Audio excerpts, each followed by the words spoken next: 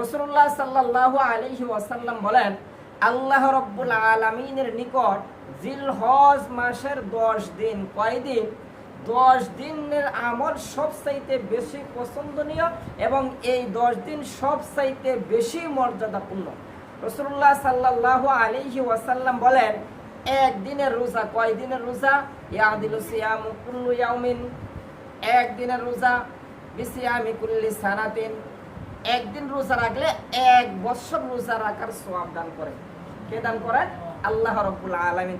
ওয়া কিয়ামি কুল্লিহা বিকিয়ামি লাইলাতুল কদরি, ওই 10 দিনের রাত্রি জাগরণের সওয়াব, লাইলাতুল কদর জাগলে যেই সওয়াব আল্লাহ রাব্বুল আলামিন জিলহজ মাসের 1 থেকে 10 তারিখ প্রতি রাত্রে লাইলাতুল কদর জায়গা ইবাদত করার সওয়াব দান করেন। আর প্রতিদিনের রোজা 1 বছরের রোজার সওয়াব দান করেন। হযরতে কতাদা রাদিয়াল্লাহু তাআলা আনহু থেকে বর্ণিত হাদিস, তিনি বলেন, সিয়ামু ইয়াউমি আরাফাতা আহতাসিবু আলাল্লাহি আন ইউকাফিরাস সানাতাল্লাতী ক্বাবলা ওয়াস সানাতাল্লাতী বা'দা। রাসূলুল্লাহ সাল্লাল্লাহু আলাইহি ওয়াসাল্লাম বলেন, আমি আশা রাখি আল্লাহ রাব্বুল আলামিন পিছনের 1 বছরের গুনাহ এবং সামনের 1 বছরের গুনাহ আল্লাহ রাব্বুল আলামিন 2 বছরের গুনাহ মাফ করে দিবেন। রোজা কয়টা? একটা রোজা রাখবেন, আল্লাহ তাআলা কি বিশাল বোনাসের ব্যবস্থা করে দিয়েছেন। এই যে কুরবানি আসছে, এখন কিন্তু বিভিন্ন ফ্রিজ কোম্পানিগুলো মাইকিং করে যে এই কুরবানি ঈদে দারুণ সুযোগ, এত টাকা বুকিং দিলে এত টাকায় পাচ্ছেন অমুক ফ্রিজ, দেয় না? সামান্য বোনাসের জন্য মানুষ দৌড়ায়। আর একদিন রোজা রাখলে আল্লাহ বলছে, বান্দা একদিন 2 দিন না, তোমার 2 বছরের গুনাহ আমি মাফ করে দেব।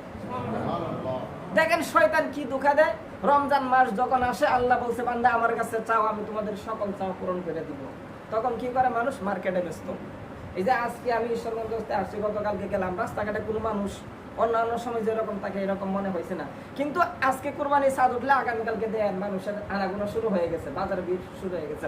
অথচ আল্লাহ বলছে, একদিনের ইবাদত 1 বছরের সমান ফজিলত, একদিনের রোজা 1 বছরের রোজার সমান সওয়াব, 1 রাত্রির ইবাদত লাইলাতুল কদরের সওয়াব, অর্থাৎ 83,000 বছর ইবাদতের সওয়াব।